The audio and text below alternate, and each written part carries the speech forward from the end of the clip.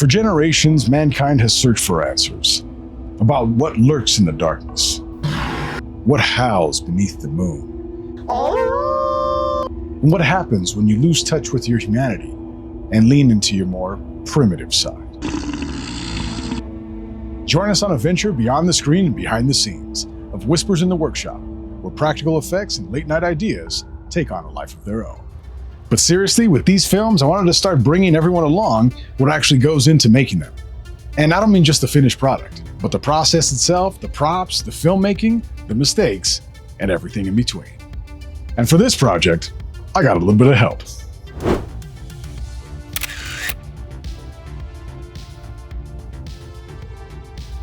I thought you said this was going to be easy. It is easy.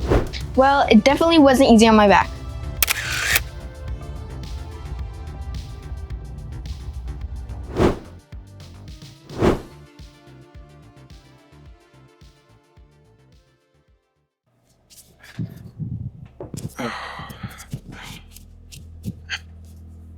All right, so where did Bitten actually start?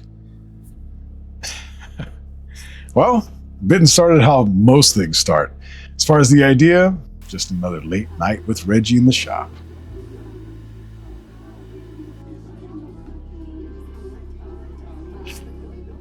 Can I ask you something? Well, that depends, Reggie. Why are werewolves always shredded? What? 8-pack, massive shoulders. Looks like you fought a bear in one. Where's regular guy werewolf? I want Larry. Larry. Yeah. Larry gets bitten. 3 weeks later, I think I'm becoming some kind of creature. Also, my knees hurt. You want an arthritic werewolf? Representation matters.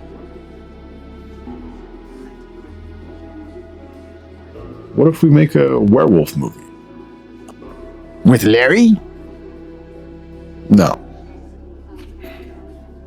What a missed opportunity. Is that really how that happened? Oh, close enough. Once you had the idea, what came next? So after the idea was hatched, the whole thing was planning out how I was going to do it. So we came down with the script, short film build, what I was going to have in the actual movie, what props I needed to make. There were so many different layers of actually creating this movie, and the list goes on and on. But definitely the prop work, definitely the prosthetic makeup I knew I was going to need. I had to sit down and think about what I was going to create for the storyline, and that was the most important thing, because for Bitten, I wanted it to be more of a psychological thriller as opposed to just a horror movie with a cool transformation. I wanted everyone to kind of follow along as the main character's humanity started to dissipate throughout the actual filming of it. And by the end, the transformation wasn't just a physical thing, but also a mental and emotional thing. Okay, so clearly a lot of planning went into it. Yes, it did. How much of this existed before filming? Well, aside from the locations, because I knew we were going to be using what we had readily available, the props I had to make entirely. And I knew it wasn't going to be too much. It was mostly going to be concerning the actual werewolf costume that I created. So I knew that the prosthetic work I was definitely going to need. I knew I needed some kind of really cool werewolf gloves or hands that I was going to use. And then obviously the wolf that attacks me, I needed a head. Now, originally I was going to do an entire body, but with limiting budget and time and things like that, I just opted to do a head with a movable jaw, and that worked out perfect for the film.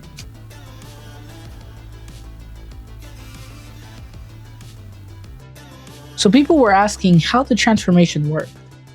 So for the transformation, I really enjoy practical effects. That's my whole thing. I try to shoot everything in camera.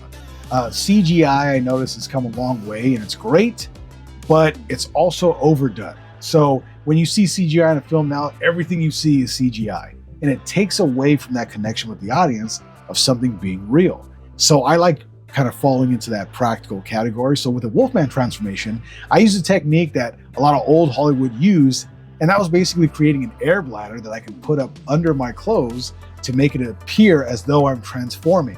And the way I did that was just using an old garbage bag and a little bit of tubing that I had someone off camera go ahead and blow into to create this raising and lowering of flesh to make it look like a transformation.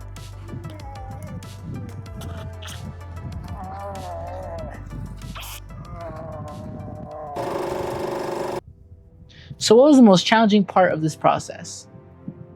Well, there was a lot of challenging parts of this process. Definitely working out the script was very challenging because I knew I had certain limitations I had to work within. So when I was creating the script, I knew I was going to be filming with just myself, maybe my son, maybe my daughter.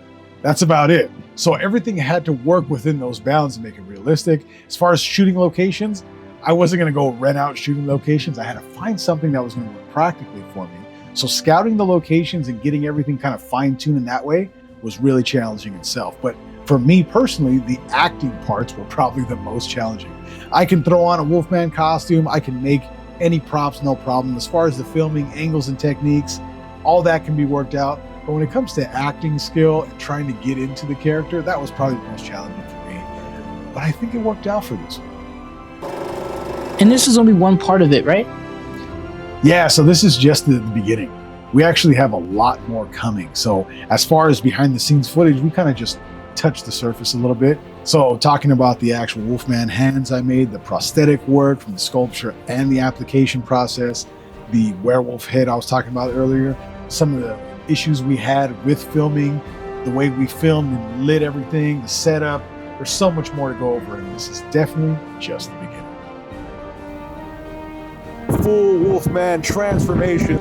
You can keep it tight, it's not wide. That'll work. Oh yeah, you're right, because it's off to the side. Yeah. I get more light. How much more light? Okay? And then zoom in. Put the light on. After all this, would you do it again? Yeah. Why don't you ask me after the cleanup?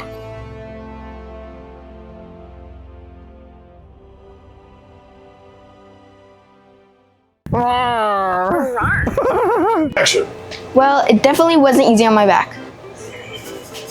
I'm gonna do it one more time, okay? You can turn off your camera too, it's still recording. This whole time you've been recording, I've been saying inappropriate things. That's why I ran out of Jesus Christ. Jesus Christ.